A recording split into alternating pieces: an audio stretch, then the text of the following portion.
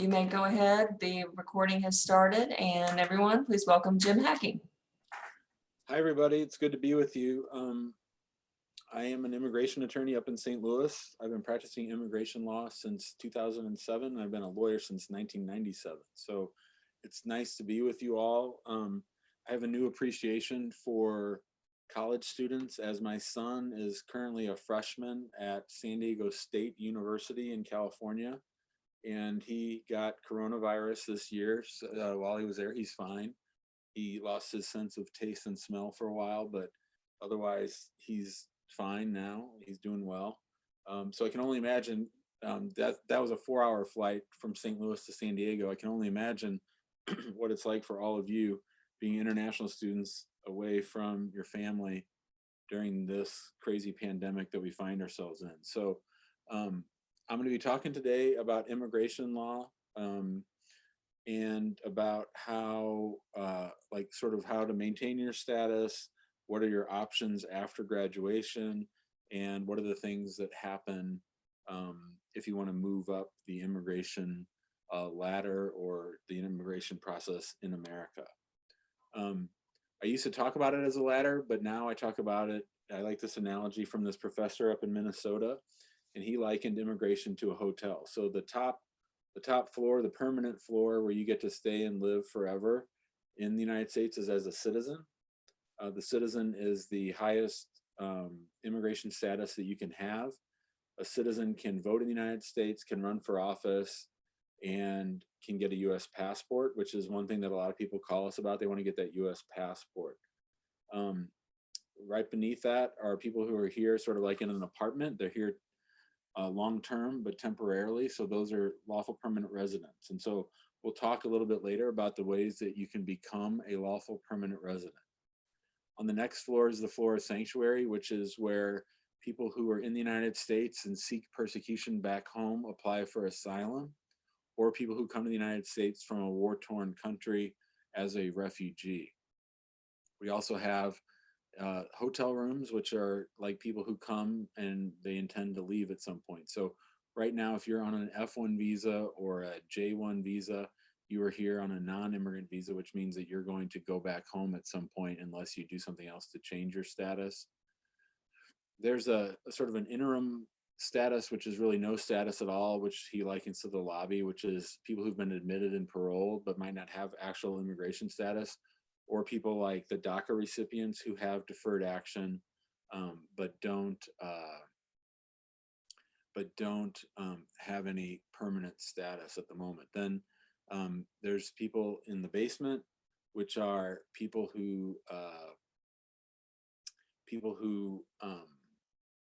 are either overstays. They came on a visa with a deadline to leave and they didn't leave on time, or they entered the United States without inspection. So people who enter the United States without inspection have a lot less rights and abilities to change their status within the United States because they weren't inspected. So being inspected and keeping proof of your inspection is always something that's really important. And then the last for the dungeon is for immigration court or detention, people who are being detained or who are in removal proceedings. So those are sort of the various statuses that people can have, and we'll sort of bounce back and forth inside and out of those statuses while we're talking today. If anybody has a question, just drop it in the chat whenever you have, and I'll try to take it.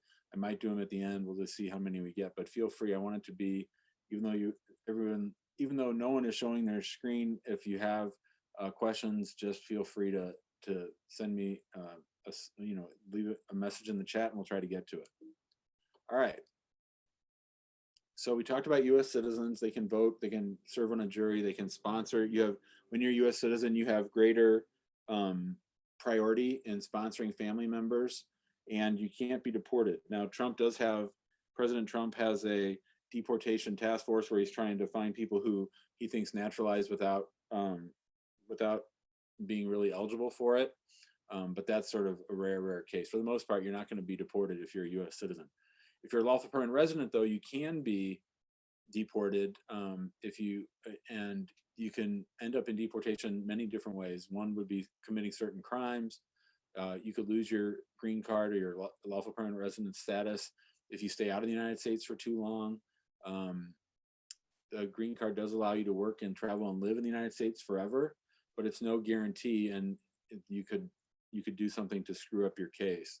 And we've had plenty of situations where green card holders have found themselves in deportation, usually because of crimes. Non-immigrant visas we talked about, the B visas, the F visa, the visit visa, H and Ls are employment visas, and the F visas are the student visas that many of you are on. And then we talked about asylum. The main types of non-immigrant visas are J1 student exchange visitor visas, F1 students, and B1, B2 visitors. So based on my prior talks at Southeast, I'm pretty sure that there aren't many J1 students on here, so I'm probably going to skip through this section pretty quickly. If anybody wants me to slow down or cover J1s in particular, just leave us a note in the chat. Otherwise, we'll move on to F1s. But basically, a J1 student, it's a really easy visa to get, but a lot of times there's a requirement that you return home for 2 years at the end of your J1 studies. So if you, if you have the opportunity to get a J1, really think through and look at those requirements, and maybe talk to me about, what you could be setting yourself up for, because it can be hard to get out of those 2-year return home requirements. The J1 was created after World War II, and the idea was that people would bring their expertise back to their home country. And so that's why there's that requirement. And there are ways to get out of it, but it's sort of tricky, and you certainly can't rely on that. All right. So F1s, we're going to talk about F1. So it's really important to maintain your passport, make sure it's valid. You always have to keep your local address updated. You want to maintain full-time enrollment, and you want to make sure that you always have a valid I-20. That's especially true if you're going to travel. Hopefully nobody's traveling right now, but you want to keep your I-20 valid at all times. You need to get a travel endorsement if you're going to travel over abroad, and you can work on campus, but that's your only work. You can't be working other places if you're on an F1 visa. One thing that I always tell people, especially when I talk at Southeast Missouri State, is that the International Student Office at SEMO really has your best interests at heart. I've been to schools and I've spoken to schools, and I've met DSOs who are really quick to pull the trigger on people if they find that they have violated their status somehow. So if you find yourself in a situation where you're worried about your immigration status, maybe you get a notice from your home embassy that your visa's been revoked, or maybe you got caught working without permission, or maybe you flunked all your classes, or you stopped going to class, you're going to be much better off if you go talk to your international student advisors sooner rather than later. You don't want to let things get worse and fester. You want to make sure that you do what you can to maintain your status, and that you are always in good communication with your international advisors. You don't want to let things just get worse and worse, because if you ignore it, it's just going to make things worse, and your advisors are going to do what they can to protect you and to educate you and to put you in the best position for success. With an F1, you can work on campus for 20 hours a week or 40 in the summer. You can't work at Domino's. You can't work at a grocery store. You can only work on campus. And there is something called curricular practical training, CPT, that allows you to work as part of an externship. It has to be part of your curriculum. Like everybody who takes that program that you're taking has to be eligible for that CPT. So you don't want to, it can't just be something that's created for you. One thing about CPT is you need to be worried about if you do a full year of CPT, you could lose your OPT, which is much more valuable, I think, in the long term. And also, if you find yourself coming to graduate and you find a school that's going to offer you what's called first day CPT, you should run the other way. USCIS is all over these schools that give people CPT right away. They're using it as an end run around getting an H1B. And if anybody offers you that or suggests that you do that, you should not do that. You should, like I said, run the other way. All right. If you fail to maintain your F1 status, your DSO is required to notify CVIS, notify USCIS of your failure to maintain your F1 status.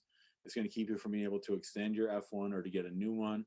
It'll also make it difficult for you to return on any non-immigrant visa. and you might be put into removal proceedings. If you have an F2 or if you get married, your spouse and children under the age of 21 can come. Your F2 spouse can't work and they can't pursue a full-time degree. Okay, so let's say that you're, if somebody can let me know in the chat, are most of the people here, are they mostly seniors who are about to graduate? I'm just going to assume that they are unless I hear differently, okay? Generally, the people that come to these are either juniors or seniors. So we're going to talk now, your school and Kevin and the other people in the International Student Office, they know the ins and outs of OPT better than I do. But basically, you want to make sure that you time your OPT application correctly, in that is it going to relate to your ability to find a job. In other words, you don't want your OPT to start too early if you think you're going to have a hard time finding a job, or you don't want it to start too late if you already have a job lined up. So work with your advisors to file your application on time.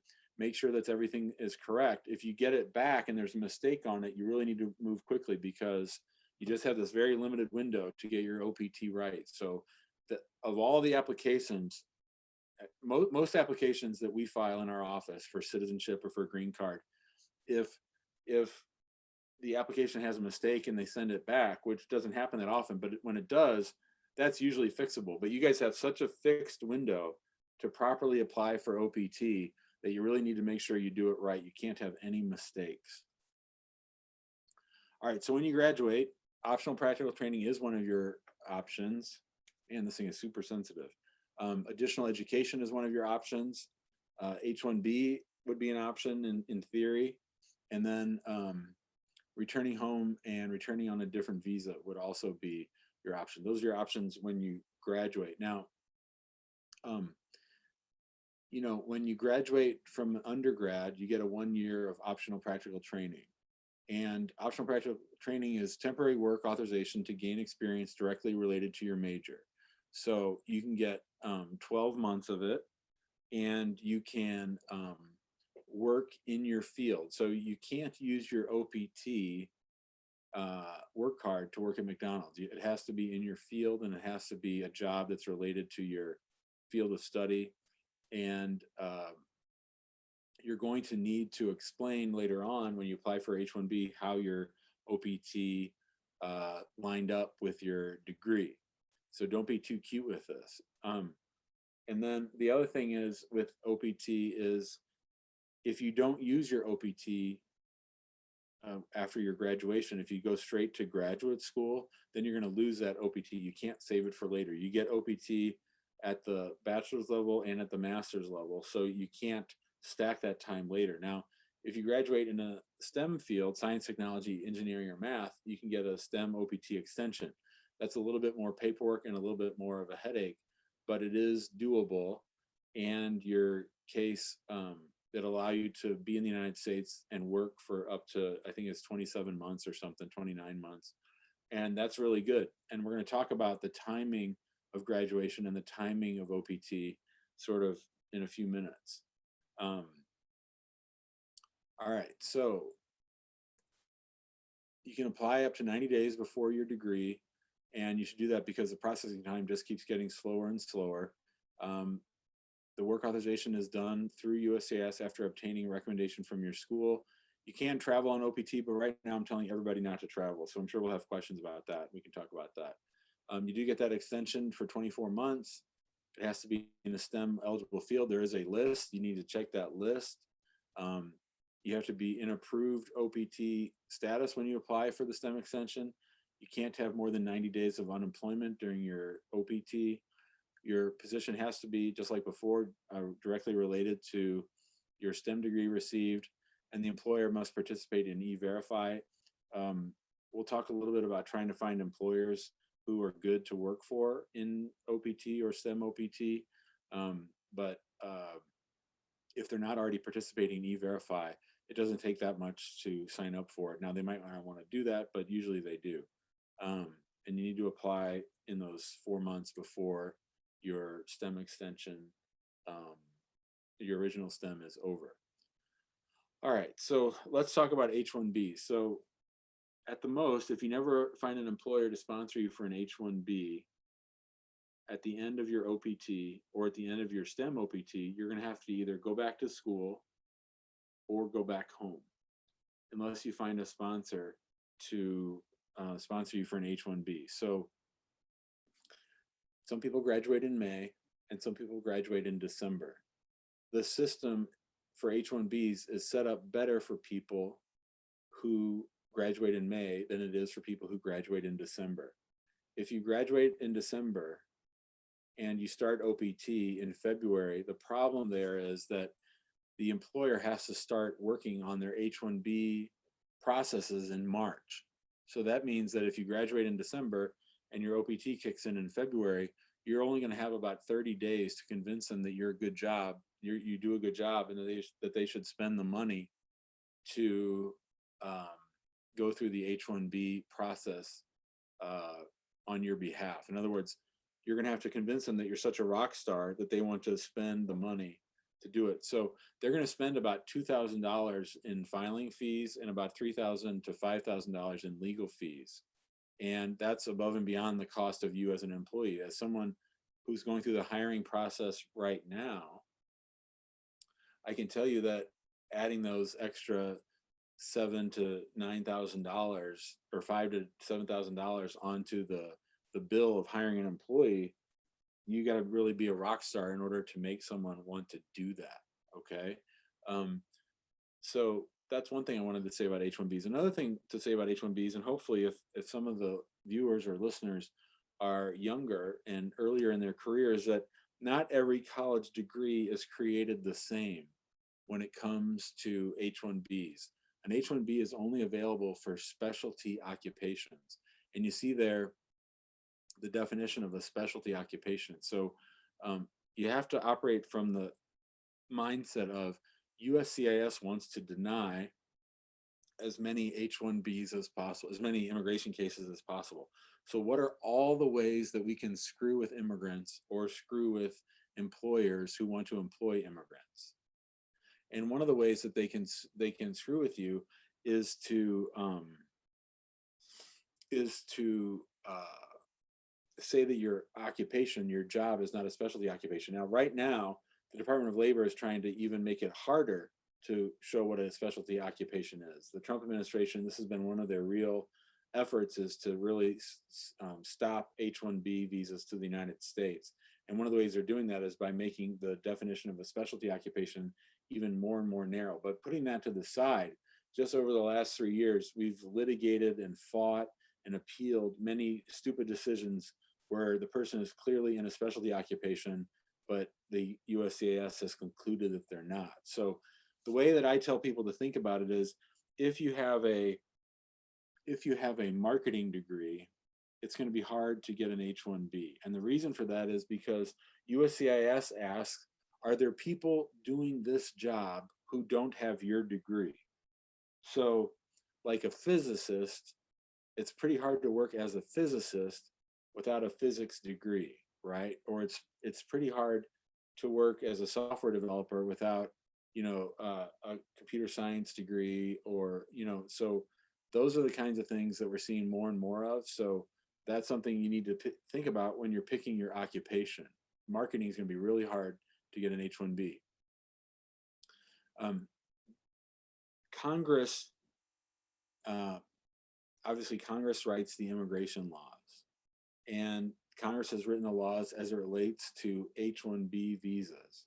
And they have said, we're going to allow 65,000 H1Bs a year for people with a bachelor's degree. And we're going to set aside 20,000 for people with a master's degree. I said 65,000 for bachelor's, 20,000 for masters.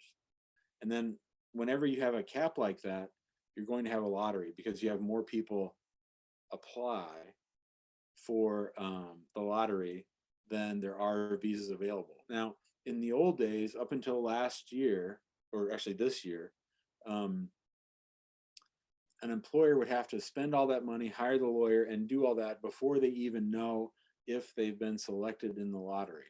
But the one good thing that USCIS has done this year that they implemented was that they changed it so that they do the lottery, and then the company send in the application. So you only are sending in applications if you know you've been selected. So it's cut down on the headache for the employer, it's cut down on the cost for the employer, and it's also cut down on all the work that H1B lawyers have to do. So it was sort of like a win-win-win situation.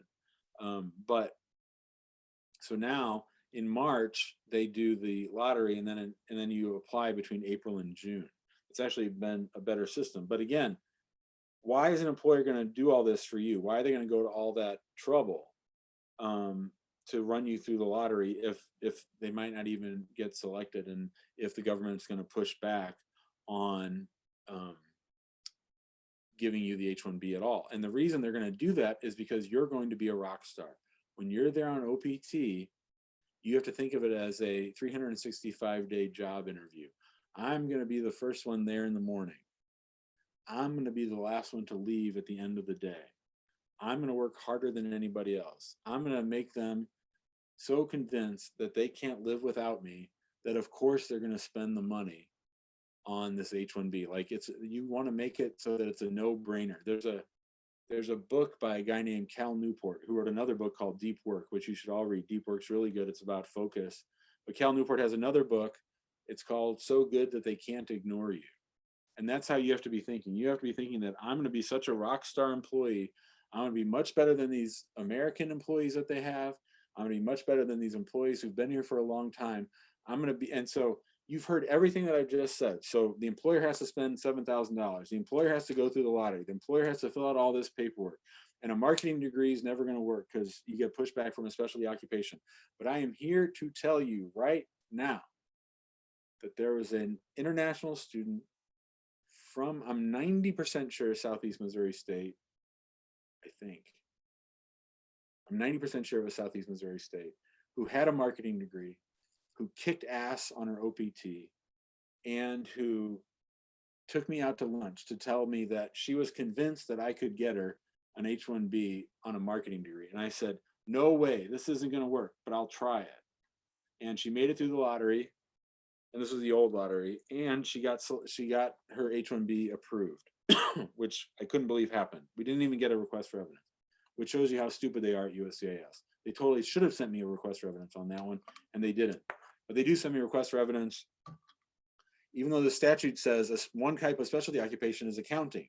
They sent me a request for evidence saying, prove that accounting is a specialty occupation, even though it's in the freaking statute. So there's a word or a phrase that they teach you in law school that I never really understood until I got to immigration, and that is arbitrary and capricious. That is arbitrary, like the law is supposed to be applied evenly and equally and fairly. And it's not supposed to be arbitrary, which means they just do whatever they want, or capricious. It's not supposed to single out some people over others. Well, immigration is where everything is arbitrary and capricious. They just don't make any sense, and they're just getting worse. All right. The process for an H-1B takes about 6 weeks to pull off. They have to go through the Department of Labor. They have to figure out whether or not your job qualifies as a specialty occupation, and they have to figure out if what the salary is in that area. So let's say that you have a computer science degree and there's a software development company in Chicago, Illinois that wants to hire you. So they have to reach out to the Department of Labor. They do it by filing this online form, and they figure out what's the prevailing wage for a software developer in Cook County, Illinois. And you actually go to the website, you fill it out, you submit the form, and then about 10 days later, they send it back and they say, okay, here's the salary. So that's another hurdle. The employer doesn't get to pick the salary. The employer has to pay what the government says is the average for that job. At that job level, there's 4 levels, 1, 2, 3, and 4. And they have to say, well, we promise that the whole time that Abdullah works for us in our software development company, that he's going to be paid this much money. And the reason they do that is because they don't want foreign workers to deflate, to lower the average rate of pay for American workers. So the law is designed to protect the American worker, not international workers. All right. So when you get an H-1B, it's good for 3 years, and it can be renewed for another 3 years. If your employer is willing to sponsor you for a green card, they can extend that H-1B beyond the 6 years. But again, there's filing fees and they have to do all that stuff. It's a big headache. And you can have your spouse here on an H-4, and your children under the age of 21 can all be here under an H-4. The employer has to sponsor you. The employer has to pay all the fees. You can't pay any of those fees. If an employer asks you to pay the fees, that's illegal, and you should call me up and tell me so that I can explain to them the error of their ways. I told you before, there's a cap. The caps usually, it's been met every year except for one since I started doing immigration. And then you would start your H1B in October. So if you go through the H1B process this April, May, and June, and you get approved, then your OPT would be extended. You have to go back and talk to your school to get your STEM or your OPT cap extension, and then you would start and you would change your status to H1B on October 1st. All right, so that's the issue with H1Bs. Does anybody have any questions before I go on to employment visas or the ways that you can get a green card? Does anybody have any questions about that? I know that I can see the chat. Jim, can I ask something? Sure, bro. So say a student had either STEM OPT or regular OPT, and they're looking into getting, or their employers are looking into getting them sponsored for H1B, but then something happens and either maybe they thought they were going to be approved for STEM OPT, but long story short, they don't have STEM OPT. Their OPT has ended, and the sponsors are all, or the employer is all about wanting to sponsor them for the H1B, but they no longer have legal status here in the U.S. What sort of option might someone in a scenario like that might have? Well, if it weren't for the coronavirus, I would tell them to go home and consular process. I would still have the employer. Is this like happening right now, bro? Yes. Yeah. So that's sort of tricky. So when did their OPT end? I believe back in July, I think July, and the USCIS just now got their denial letter to them. Okay, and you know, and why did was it because they weren't in an actual STEM field? Is that why? No, it was something to do with the dates that they applied, and I looked at it and couldn't see any issues. It was just one of these things. I'm not real sure why the USCIS denied them for the reason that they denied them. So do you think that USCIS made a mistake? I don't know. So yeah, I might sue them over that one. We've been suing them a lot on H1B denials, and they've reversed themselves. The problem is, if it was denied in June, now we're at October, so that's 4 months. If they get to 6 months, then they're going to have a 3-year bar on coming back. So right. I would probably send them back sooner rather than later, right. Unless you can reinstate them somehow into school, but I don't know how you would do right. that. Yeah, I was just making sure that for any case, I would assume that a student needs to have legal status in the U.S. if they're in the U.S. and they're maybe even in the process of their H1B being sent. That's right. Yeah, so that's a good point. That's a good point. So if you want to change your status, you have to be in status up until the day your status changes. So that's a good point, bro. Making All right, sure. so we'll talk about that. That's not much help to you or that person. I'm sorry about that, but right. All right, so let's talk about green cards. There's sort of 4 ways to get status in the United States long term, which is lawful permanent residence. So one would be through the employer. One would be through marrying a U.S. citizen. One would be through the diversity visa, and we can talk about that. And then one would be through if you were to get asylum in the United States. So on the employment side, everything I just told you about the H1B is easy compared to what you have to do to get a green card based on employment. So on the employment side, it's a lot more hassle, a lot more paperwork. The employer has to file a formal application with the Department of Labor. They have to certify that there aren't any Americans or lawful permanent residents who can do that job. It's expensive, it's slow. You have to wait for 2 agencies to talk to each other. And then again, Congress has placed a limit on that. And those limits even include per country limits. So that's why you'll see these delays for people from China and India of years and years. You can try to get a waiver for that, but it's a big hassle. So an employment-based green card is a possibility. Employers file them all the time. but those are just getting harder and harder. Your other options are going to be if you marry a U.S. citizen or if you go to the diversity visa route. And again, I talked about those are the 4 ways: diversity visa, asylum, immigrant visas through family or for employment. So the diversity visa is a program that's set up for people from underrepresented countries. So basically, I need to update that. Basically, there's 50,000 visas up for grabs every year. This is always something that Congress talks about doing away with. If you're from a very popular country in the United States, you're not eligible for the diversity visa. But if you're not from one of these countries on the list, then you can apply for the diversity visa. And I know, and it's like 1 million people apply for 50,000 slots. And I know that sounds like a real long shot, but I was talking to somebody today by email who got selected, so who's in the United States in Kansas. So you never know how you get selected, or, you know, and it doesn't cost much, and it doesn't count against your immigration status as far as demonstrating immigrant intent, because it's such a long shot. Okay. All right. So as long as you're not from one of those countries, in October, probably right now, I haven't checked lately when that is, but right now is usually the time between October 5th and November 5th that you can apply for the diversity visa. So if you're not from one of those countries and you think you'd like to stay in the United States, you should apply for the diversity visa. If you're in the United States, you can even adjust from an F1 to a green card holder and skip all that other stuff that we talked about. Of course, there's a lottery.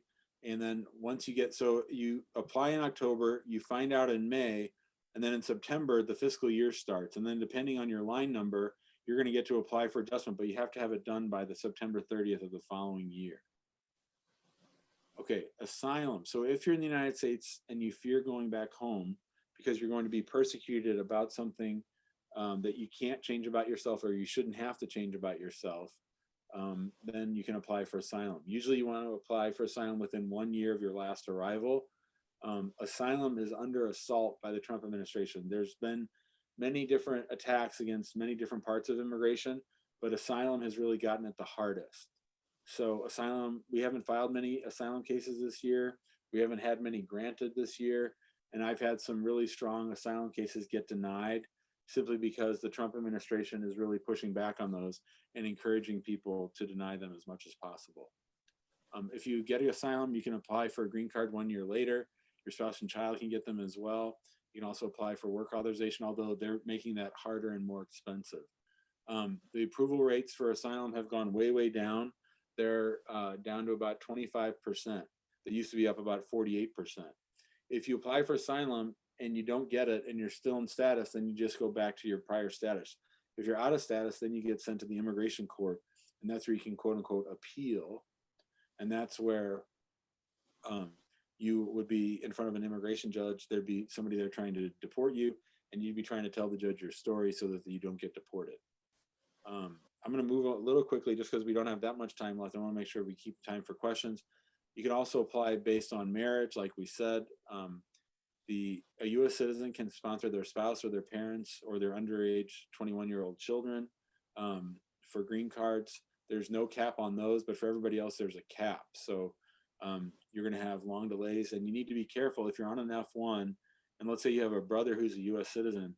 You want to think through whether or not they should apply for you for a green card, because you'll have demonstrated immigrant intent, and that might make it hard for you to get an F1 visa down the road.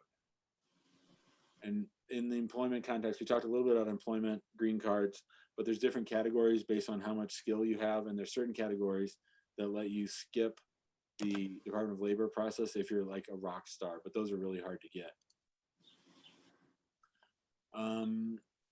So you always want to maintain your F1 status, maintain full-time enrollment, keep your I-20 valid. You don't want to travel outside the United States without a travel endorsement. You always want to make sure you have proper employment. You want to keep good records. If you move, you have to notify USCIS within 10 days. You fill a form out called an AR-11. Oh, I forgot one other thing I wanted to mention. On the H-1Bs, if you're applying for an H-1B, or if you're thinking about applying for an H-1B, there's this great website. It's free. It's called myvisajobs.com. myvisajobs.com. And if you go to myvisajobs.com, you can put in search terms for your category of employment, your job description, your job title, your city you want to live in. So you could say, all right, show me all the employers who sponsored H-1Bs for software developers in Buffalo, New York. and you can get that report. And to me, if they've done that before, you're going to be much better off than trying to apply for an employer who's never done it before, because they're going to be more familiar with the process. Their system is already going to be set up for it, and you're going to be in a much better chance of getting it approved. We're not going to spend a lot of time on deportation. Just know that if you get a notice to appear, you're going to get a court date. It's going to include allegations as to why the government thinks you're deportable. You're going to have a day where you go in front of the judge, and you're going to have an opportunity to explain to the judge whether or not you should be deported, and all your defenses of deportation, like if you fear going back home or things like that. So our immigration court is in Kansas City, and the judges there like to deport people. You can have a lawyer, but the government won't pay for it. You do have the right to an interpreter, and you do have the right to contest the charges. It's a civil proceeding. There's no jury. You're just in front of the judge, and the cases take about 45 minutes. I mean, it takes a long time to get a court date, years and years, but it also, the trials themselves don't last very long. The current administration has made the lives of immigrants very hard. I don't need to tell you guys that. It's made there have been more changes in immigration in the last 3 years than there have been in the last 20, and most of them not for the immigrants' benefit. And there's been no change in the law. The law hasn't been changed since 1996. It's just the interpretation of the law. So, all right. So we talked about that. You know, looking for information about your immigration situation on the internet isn't always a great thing. It can really lead you to trouble. So you might want to think about talking to a lawyer, and then always think about reinstatement. So, oh, that's our old address. Well, I need to update these slides. But that's our address. My email address is info@hackinglawpractice.com. You can email us if you need to. And our office is still in St. Louis, but now we're a little bit further out in West County. So with that, we have about 15 minutes left. If anybody has questions, I'd be happy to take them.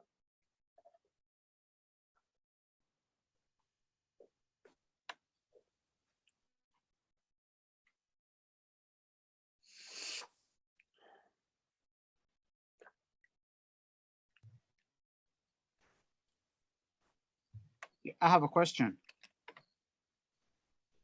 Go for it. Okay, so for confirmation, what is the grace period for being unemployed after graduation? Is it 60 days or 90 days? I think, And also, is it? I think it's 90 days. I think it's 90 days, but I'll defer to Kevin or Brooke on that. Yeah, you have 90 days of unemployment that you can accrue total. So, you know, keep that in mind in case you lose a job. You know, you'll still want days of unemployment left to give you a chance to find another job. Okay, assuming I graduate. Okay, sorry. Assuming my employment, my EAD carries January 4th, which is a start date. So, will I start counting the 90 days from that January 4th? Yes, yeah. Correct. Oh, okay. And also, is it possible they extend this period, looking at the very fact that the United States is currently in a recession? Unemployment is about 7.9%, which is comparable to what it was during the 2009 economic recession.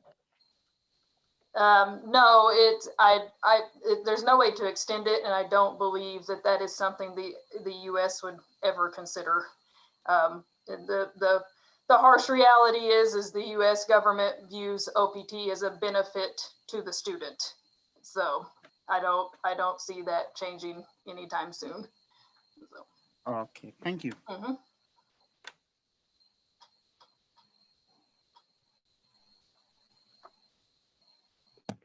I have a question. Go ahead.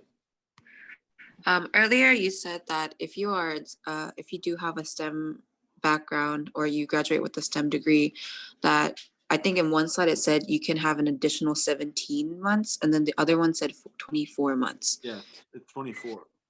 Okay. Thank you. Sorry about that. No, it's okay.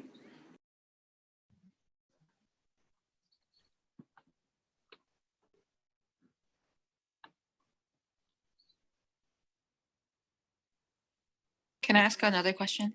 Sure. Out of the clients that you had, what were the characteristics or commonalities between the clients that were able to get their H1B or their green card? One is that they truly do become rock stars and the company becomes dependent on them. Two, they have a job that's clearly a specialty occupation and not one that there's a debate. Every case is now a fight. So we actually, this will sound strange, but in immigration, when you file for an application, if they don't feel that you've established, it's always your burden to prove that you're eligible for the benefit sought. If you haven't met that, they'll send you what's called a request for evidence, which is they ask you for more evidence. And for the past few years, we've purposefully not sent everything in anticipation of the request for evidence, so that when they respond to us, we can throw all that stuff at them at the request for evidence stage, as dumb as that is. So it's sort of like playing chess, but basically I would say the employees who get the benefits that they want are very organized, pay attention to detail. They're with employers who are willing to go to bat for them and understand the process. You don't want to ever have a situation where you, the employee, knows more about how H-1Bs work than the employer. So in my mind, the reason, so we have a YouTube channel with like hundreds of videos on there. And the reason we do that is because we believe that an educated client is our best friend, and that's going to cut down on miscommunication between us and them. And also that applies for employers. So an employer who's been through the process, who understands how it all works, and most importantly, who understands the odds and why we're doing all this hard work, and who want to help us to try to get the case approved, those are our best clients, and those would be your best employers, which is why I said sort of start with at myvisajobs.com, because you want people who've been through it before. Okay, thank you. You got it. Good luck. Thanks.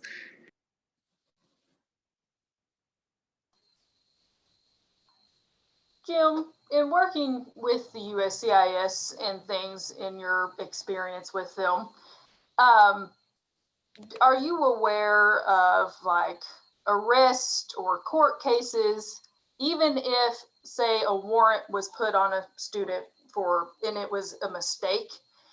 Can that have any effect on a student's record in their OPT applications or even H1B or, and what they should do to ensure that this mistake that this particular court made does not affect them in the future when they are applying for different things?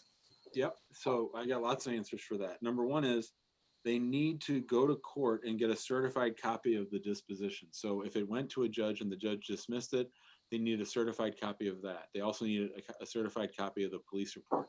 And they should keep that with them at all times, especially when they travel internationally. One interesting thing that's happened over the last 4 years, Brooke, I'm sure you've seen this, is that when students get arrested, not convicted of things like shoplifting or drunk driving, or there was even one, I think we saw one where it was like trespassing, where just the simple act of getting arrested has led for a notice from the embassy that the visa's been revoked. Now, if your visa is revoked, that just means that the next time you leave the United States, you're going to need to go get a new visa. Now, it might not be easy to go and get a new visa, but you don't have to leave just because your visa's been revoked.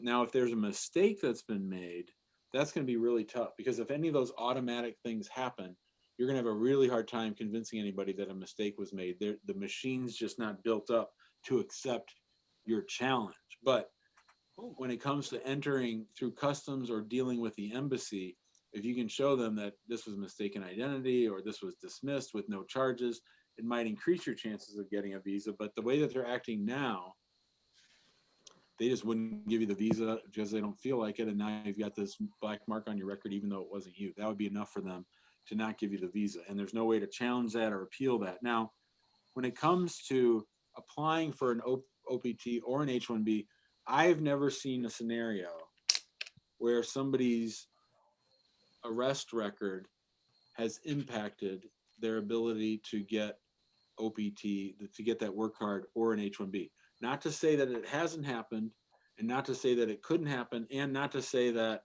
it's not going to happen in the future. But so far, I haven't seen that. I've been actually a little bit surprised at how little information about the beneficiary is obtained during the H1B process. During the H1B process, there's no, the foreign national is not fingerprinted, and there's actually very little information about the foreign national in the application itself. It's basically there's probably about 10 pages you fill out of an H1B, and I'd say 8.5 of the pages are about the employer and 1 page is about the employee. So they could certainly track that, but as of now, they don't do it nearly as much as they do for other kinds of categories. So I think they'd probably sail right by. Okay, that's good to hear. So, thank you. Yep.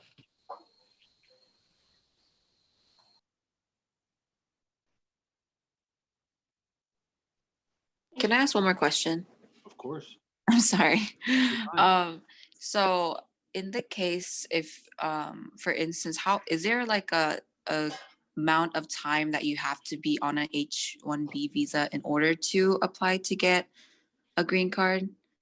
Good question, and I'm going to make a video about that. I'm glad you asked that. I'm always looking for good video ideas. You can apply for a green card without an H1B. It's a little bit tricky.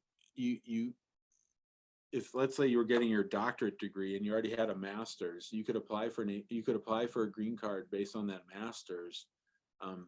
That would be demonstrating immigrant intent, and it would make it hard for you to get visa stamps in your passport. But as long as you're on your I-20 and not having to go out of the country, in theory, a green card is available for someone who has never been on an H1B. There's no requirement that you have to be on an H1B. In other words, an employer could file for a green card for someone who's over in India or in, let's say in Bangladesh, and once it's approved, the person could just go to the embassy, get their immigrant visa, and then pay the LS fee, and then when they get here, their green card would arrive. So there's no requirement, and there's no requirement as to a certain number of days you have to be in H1B in order to get a green card. And sometimes employers at least play with the idea of just going the green card route because there's no cap there, right? So if it's a strong applicant, you might want to just go ahead and do the green card, especially if they have either some other way to stay. But usually you're going to get them on the H1B because the employer doesn't want to spend all that extra money for a green card if the person isn't going to work out, which is why they sort of go to the H1B first and then to the green card. Does that make sense? Yes. So in that process, then how for us, for international students, could we try to take advantage of that? So what would make us better candidates minus, trying to, because we only have 1 year OPT for most of us. So during that time, how can we really try to make an impact, or what can we do elsewhere to really increase our chances of getting that opportunity? Based on my experience, most employers aren't going to do it. They're not going to. Applying for a green card costs almost twice as much as an H1B, and they're going to want to quote unquote try you out. So even if you've done a good job on OPT, what happens at the end of your OPT? They're going to apply for you then, and then you're going to go back to school. That would work. But again, if you go outside the United States, you're not going to be able to get a visa stamp. You're going to be stuck. So most people choose not to do that just because it screws up your current status.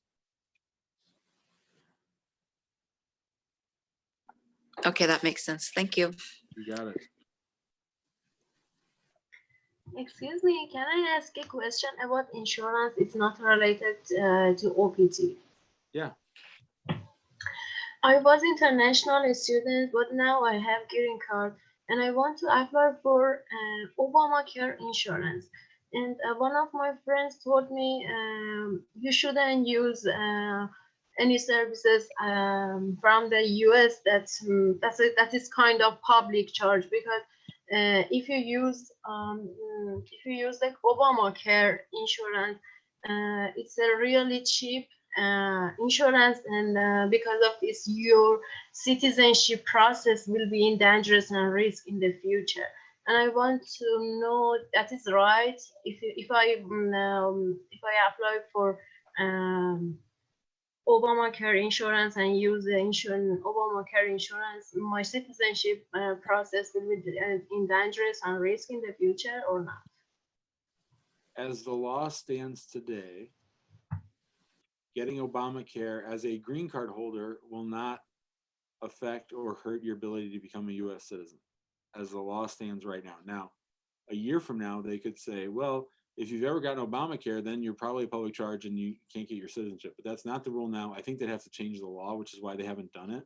Like actually go to Congress and change the law. So if you already have your green card, you can apply for Obamacare without worrying about your citizenship as it stands now. It could change in the future, but once you have your green card, the real question is whether people applying for their green card have gotten Obamacare. Once you have your green card, the way things stand now, it doesn't affect.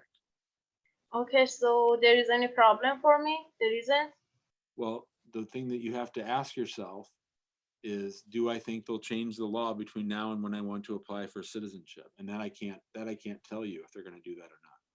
I would say if Trump loses, then I'd feel more comfortable applying for Obamacare. And if it were me, I'd probably go ahead and do it. But as a lawyer, I can't tell you that because I don't know what's going to happen. Okay. So now there isn't any problem for now, yes? Correct. Thank you so much. You're welcome.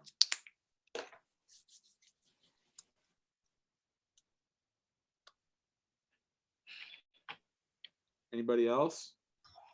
Yeah, hello. Hi, sir. Can I ask a question? Sure thing, Swaraj. Go ahead. Yes. Some of my friends, they have received similar checks, but will it affect them in the future, or should they just send the money back? So we've had a big fight about this in the office, and I've gotten in arguments with other immigration lawyers. The government says that it won't affect you in the future if you apply for a green card. I'm not so sure. I don't trust them. And what I would do is, if you want to cash that check, I would make sure that if anybody ever asked me, I have the ability to pay it back right away. I wouldn't necessarily cash it, but if you're going to, I don't think it's going to be a problem. But again, I can't guarantee it. So I'd say be ready to pay it back quickly if you need to. Thank you, sir. Yep. Hello, All right. Oh, so please, I want to ask about travel during OPT. So are you allowed to travel out? Like, how does that work? If you want to travel out during OPT? no one should leave the United States now until things return to normal. But like, if things are back to normal, can you travel during your OPT, even though your visa has expired on your passport? Yeah, as long as you have a travel endorsement, I-20, and a letter from your employer, and a valid passport that's not going to expire within 6 months. I would still tell you don't do it, but I'd feel better about it than I would right now. Something I'll add to that, because current students, you're all used to having a travel signature that was signed within a year. A lot of things that, one of the things that OPT students forget, and we mentioned this in our OPT training course, but the travel signature has signed within the last 6 months once you're on OPT. Is that a change? Is that a change? In the last maybe year and a half, that changed. So, yeah. They're always coming up with something. Yep. But yeah, same as he said, I always tell students, first of all, if you don't have to travel, don't travel. But if you absolutely have to, make sure you have the travel signature signed within the last 6 months, and make sure you have an employment letter and a valid visa, of course. All right, everybody. This was fun. Always happy to do it. We'll do it again next time, next semester, I guess. Jim, we thank you so much for spending time with us. Our students appreciate your help so much. And at this time, more than ever, we are just very, very glad to have your wisdom and knowledge on all things immigration. So thank you so very much from Southeast Missouri State University. All right. Thanks, Amy. See you. Bye, everybody. Have a good week. Bye, everyone. Thanks for everyone who tuned in today. Thank you. Bye. Thank you.